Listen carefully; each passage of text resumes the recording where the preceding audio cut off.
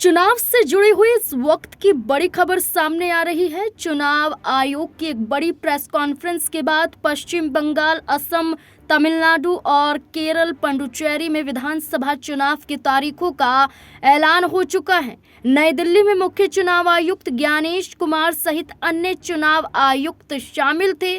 सभी ने 5 राज्यों के चुनावी कार्यक्रम की घोषणा कर दी है। इसी के साथ साथ चुनाव आयोग की प्रेस कॉन्फ्रेंस में कहा गया है कि असम में एक चरण में 9 अप्रैल को मतदान होगा। वहीं केरल में 9 अप्रैल को एक चरण में मतदान होगा।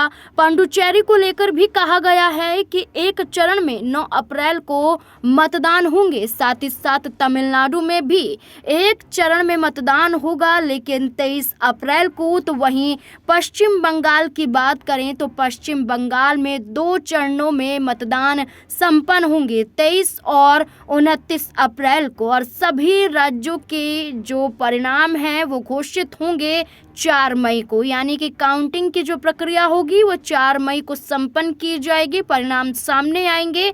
आपको ये भी बता दें कि चुनाव आयुक्त के जरिए बड़ा ऐलान किया गया है। चुनाव आयोग की प्रेस कॉन्फ्रेंस थी। इसी के साथ साथ बड़े ऐलान के बीच में ये भी कहा गया है कि चुनाव निष्पक्ष तरीके से किए जाएं। कोई भी धोखाधड़ी या कोई भी गलत जानकारी सोशल मीडिया के जरिए ना पहुंचाई जाए, कोई भी छेड़छाड़ ना की जाए। इस बीच में कुल वोटरों की संख्या भी यहां पर बताई गई।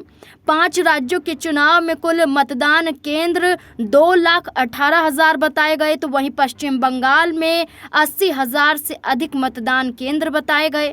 मुख्य चुनाव आयुक्त के अनुसार इस चुनाव में 7 करोड़ 4 लाख मतदाता मतदान करेंगे। इस बात का भी ऐलान किया गया और उन्होंने ये भी कहा कि मैं सभी मतदाताओं से आग्रह करता हूं कि वे मतदान में भाग लें और गर्व के साथ अपना वोट डालें। पश्चिम बंगाल, असम, तमिलनाडु, पुडुचेरी और केरल के चुनाव को लेकर घोषणा हो चुकी है, चुनाव तारीखों को लेकर।